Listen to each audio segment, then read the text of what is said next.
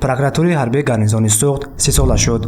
Ба ин муносибат дар толори прокуратураи ҳарбии гарнизони Суғд дар шаҳри Бӯстон чорабинии идона бо иштироки собиқадорон ва кормандони ин сохтор гузаронида шуд. Бахтиёр Шарифзода, прокурори ҳарбии гарнизони Суғд, зимни суханронӣ аз таърих ва фаъолияти прокуратураи ҳарбии гарнизони Суғд ёдовар шуд.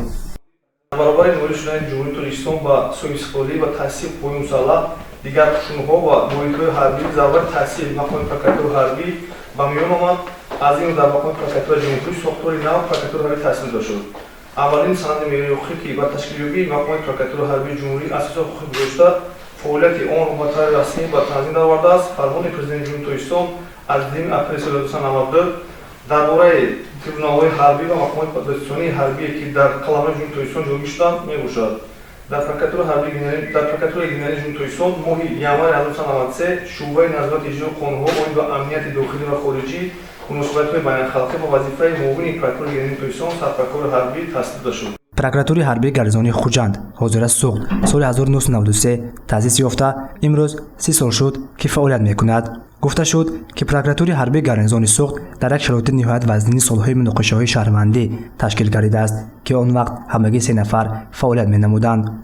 прокуратураи ҳарбии гарнизони Хуҷанд ҳозира Суғд 25 июни соли 1993 дар сохтори мақоми прокуратураи ҷумҳурии Тоҷикистон таъсис дода шуда полковник Мирзоев Қурбоналӣ Тӯхонович аввалин нафаронест ки бо фармони прокурори генерали Тоҷикистон хати рақами 520 аз 2 сентябри 1993 ба вазифаи прокурори генерали Хуҷанд ҳозира Суғд таъин гардида номура то моҳи декабри 1993 то таъин гардидани муфаттиш ва ёрдамчии прокурор танҳо фаъолиятро пеш мебурд. ҳамчунин дар ҳафти чорабинӣ собиқадорони прокуратураи ҳарбии гарнизони Суғд сухан карда дар бораи ташкил ва фаъолияти прокуратураи ҳарбии гарнизони Суғд дар давраи фаъолияташон ёдовар шуданд.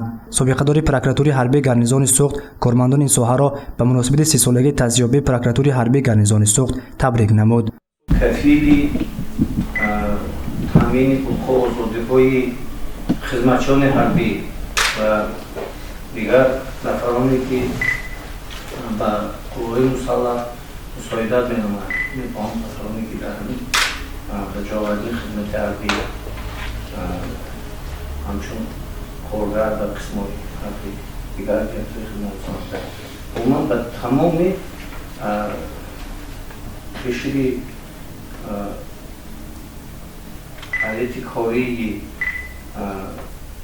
ҳамин сохторҳои ҳарбӣ дар ҷои хизмати ҳарбӣ пеш бинӣ шудааст кунанда онҳо кафил ҳастанд.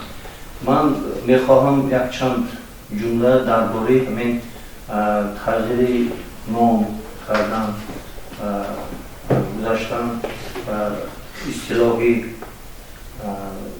аз додситон ба прокуратура аз додгоҳ ва суд якчанд ҷумла гузаштам. дар охир ба як қадор собиқадорон ва кормандони прокуратураи ҳарбии гарнизони Суғд ифтихорнома барои хизматҳои шоиста супорида шуд. гузориши Насибҷон Абиев, Мафтуна Шукурова ва Аъзам Раҳимов барои барномаи иттилоотии Хабар.